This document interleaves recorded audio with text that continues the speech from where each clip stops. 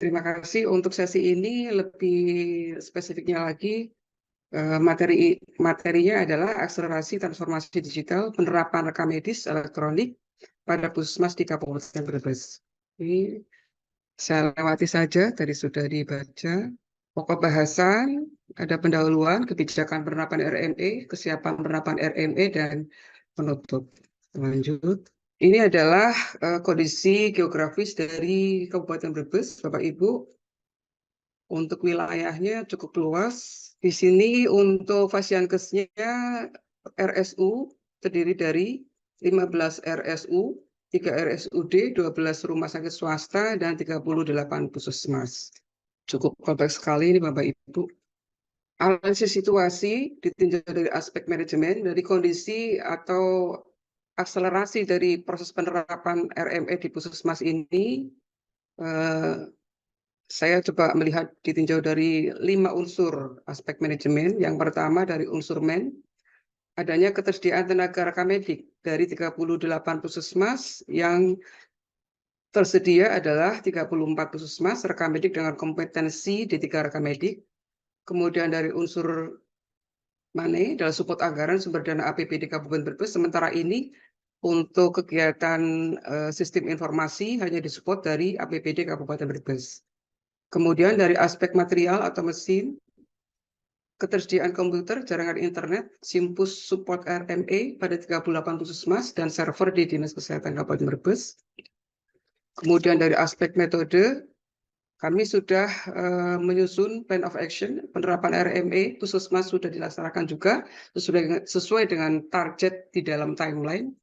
Kemudian dari aspek marketnya, Simpus Support RME ini yang sudah terintegrasi dengan Satu Sehat, keseluruhan 38 puskesmas, berpotensi untuk mendukung penerapan pengelolaan BLUD puskesmas khususnya.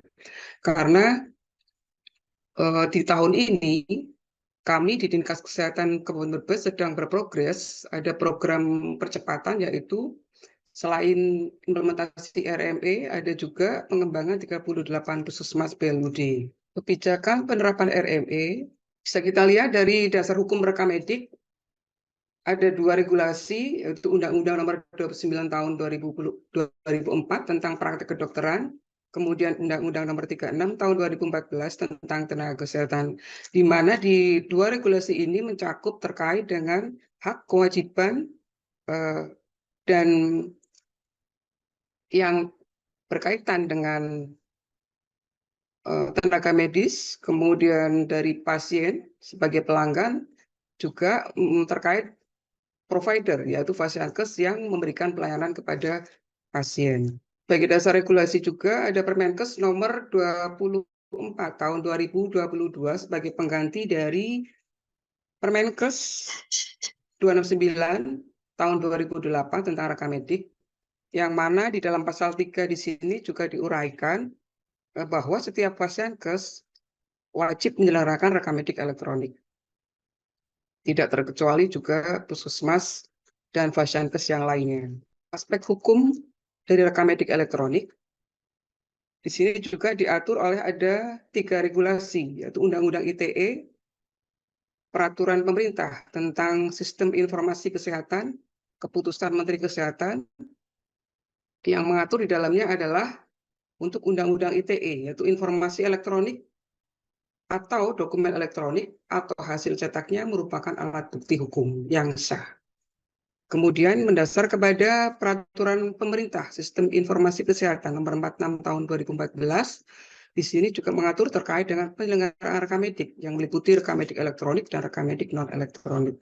Untuk keputusan Menteri Kesehatan diatur tentang pedoman dan metadata penyelenggaraan rekam medik elektronik. Beberapa kebijakan yang terkait dengan penerapan RME sesuai dengan PMK nomor 24 tahun 2022. Yang pertama, bahwa rekam medik elektronik wajib diselenggarakan oleh seluruh Fasiankes, di mana di dalamnya ada deadline waktu, yaitu tanggal 31 Desember 2023, diberikan batasan bahwa semua Fasiankes harus sudah menerapkan rekam medik elektronik. Kemudian kewajiban penyelenggaraan RME oleh Fasiankes termasuk layanan telemedicine Kemudian juga seluruh Fasiankes wajib memiliki sistem elektronik penyelenggara rekam medik mengikuti standar variabel dan metadata meliputi definisi, format, kodifikasi, protokol pertukaran data yang ditetapkan oleh Kementerian Kesehatan. Selanjutnya juga disebutkan bahwa pasien berhak mendapatkan isi rekam medik miliknya dan memberikan akses persetujuan pasien. Selanjutnya diuraikan bahwa Fasiankes rujukan memiliki hak akses terhadap isi rekam medik elektronik atas persetujuan pasien. Dan yang terakhir ini, bahwa Fasiankes wajib terhubung melalui platform terintegrasi dan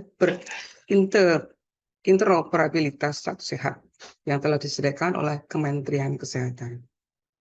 Nah, ini yang mendasar kepada Permenkes 24 tahun 2020 tentang rekam medis elektronik, yang dimana di sini sudah menegaskan bahwa tanggal 31 Desember 2023 seluruh Fasiankes wajib menerapkan rekam medik elektronik.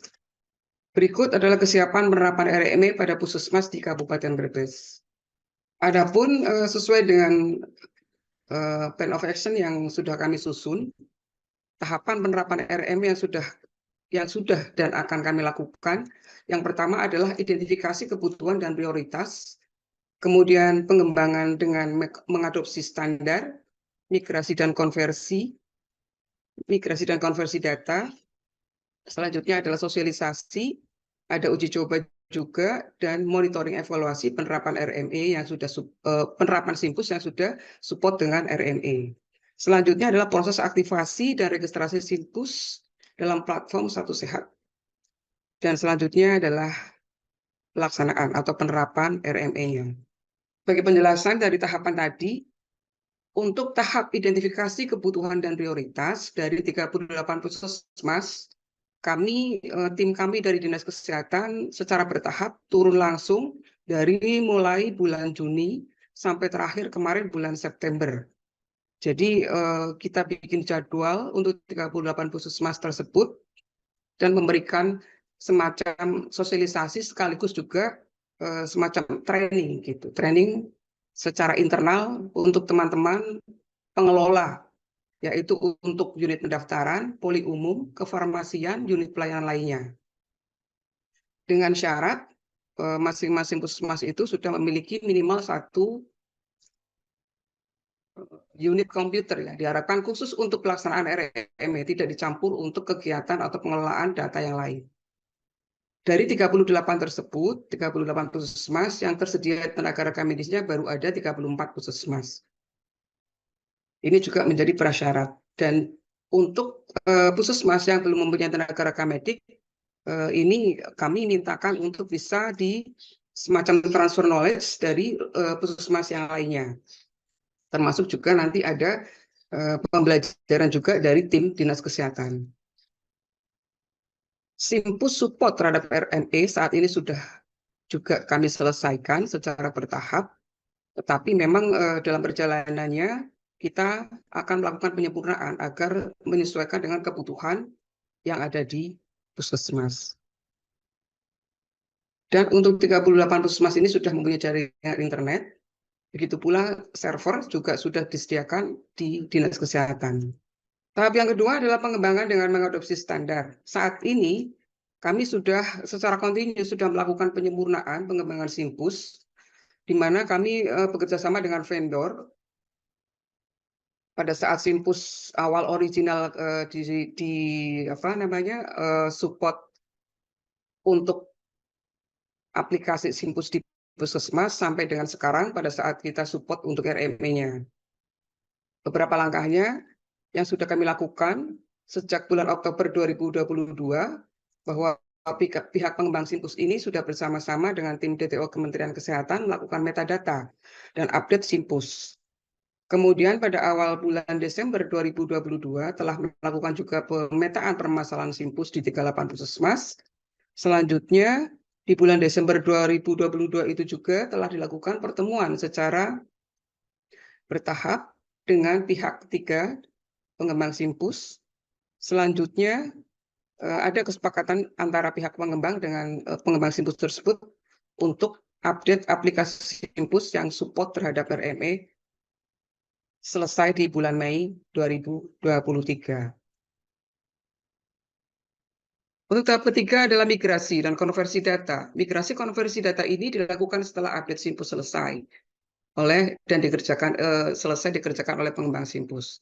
Tahapan selanjutnya adalah sosialisasi dan uji coba implementasi RME.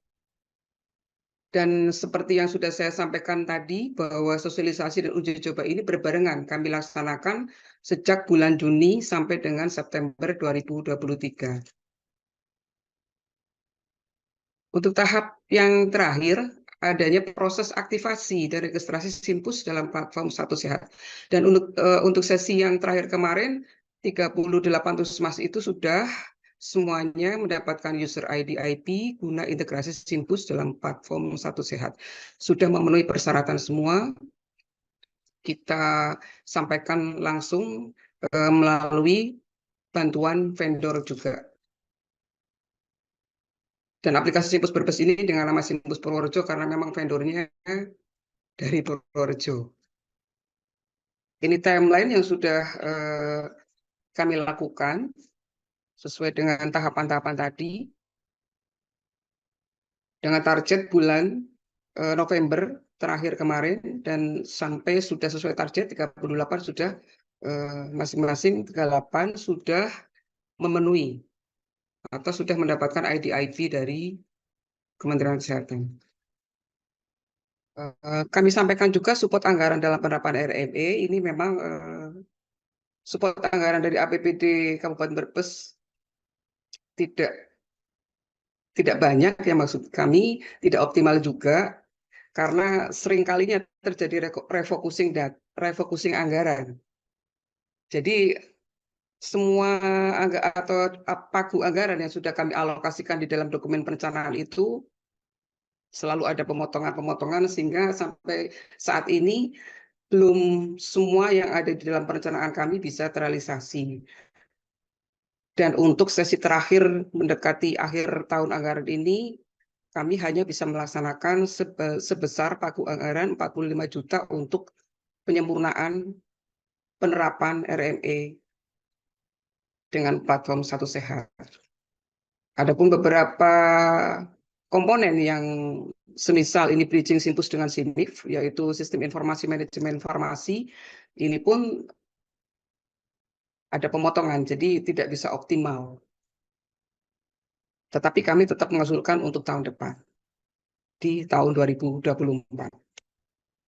Hambatan dalam tahapan penerapan RME, hambatan yang sifatnya klise ini sebenarnya, SDM yang menguasai Simpus di puskesmas bukan pegawai tetap. Jadi puskesmas di Kabupaten Brebes itu sudah berbentuk BLUD, tetapi BLUD-nya masih berbentuk holding. Nah, untuk tahun sekarang progres menuju pengembangan 38 puskesmas BLUD, yang mana berbarengan juga dengan progres dari penerapan RME. Kendala dari kondisi SDM ini adalah banyaknya pegawai yang non-PNS, yaitu tenaga BLUD. Yang untuk saat ini banyak juga yang ikut P3K, rekrutmen P3K pada akhirnya karena tidak ada formasi di alokasi Dinas Kesehatan, jadi secara otomatis mereka keluar ketika mengikuti seleksi kemudian diterima di tempat yang lain. Kemudian jaringan internet fiber optik belum 100% juga menjangkau, kurangnya pemahaman dan kemauan dari berbagai pihak, dukungan juga dari komitmen dari berbagai pihak di puskesmas. Beberapa puskesmas juga sarana prasarananya masih belum optimal. Tugas kami adalah memotivasi teman-teman di puskesmas agar tidak resisten, ya, artinya ada motivasi kuat, apalagi sekarang menuju BLUD mandiri semuanya dari 38 puskesmas. Terakhir adalah penutup. Kami mencoba menguraikan ada strong point puskesmas Kabupaten Brebes terkait dengan program akselerasi di Dinas Kesehatan Kabupaten Brebes, yaitu yang pertama tadi pengembangan BLUD Puskesmas 38, kemudian percepatan penerapan RME, dan akreditasi. Untuk RME dengan akreditasi ini saling berkaitan ya, karena kemarin kami mengejar waktu 31 Desember baik akreditasi maupun RME. Untuk Puskesmas BLUD pun mengikuti, karena tahun ini diminta oleh pemerintah daerah agar 38 bisa mandiri BLUD.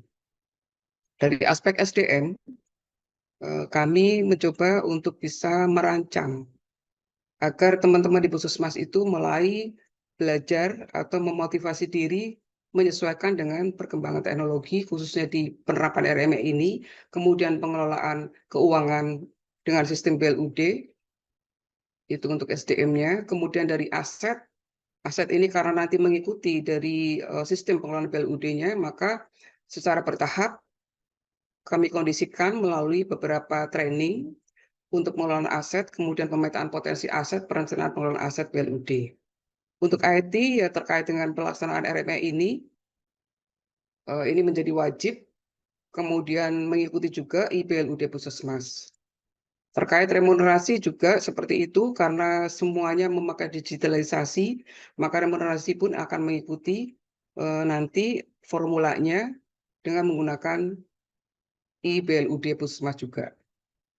Diharapkan dengan adanya transformasi digitalisasi ini akan semakin meningkat inovasi dari teman-teman Puskesmas untuk mengoptimalkan semua komponen pelayanannya sehingga bisa meningkatkan kualitas dan pendapatan, utamanya adalah meningkatkan kepuasan pelanggan atau kepuasan pasien. Demikian paparan dari kami. Terima kasih. Assalamualaikum warahmatullahi wabarakatuh.